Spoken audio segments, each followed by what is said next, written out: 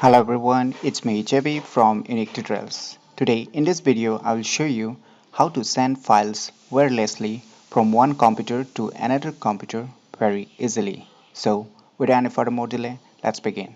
So first of all, you need to open any web browser and you need to go to this website. I'll be providing this website link too in the video description, so you can click there and log into this website.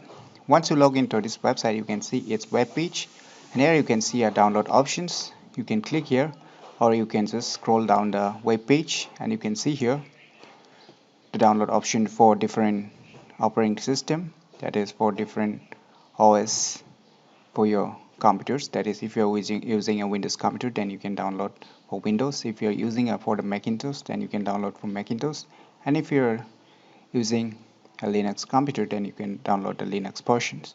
So right now I'm using a Windows computer, so I have downloaded this Windows version. So if you have not downloaded, then you download and install it.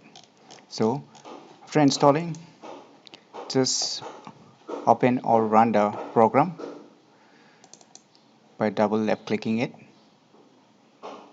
So it will be directly minimized to your taskbar, as you can see here below. Just right click on the icon and you can see here send files, send directory. We'll be sending files. Just click on the send files.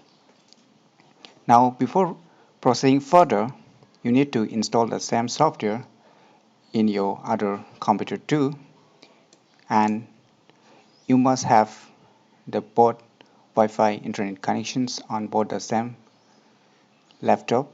So now after doing all these things, we'll search a file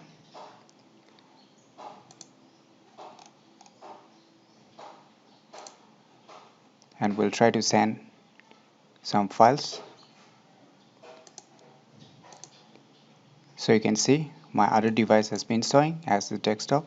Just select it, click OK.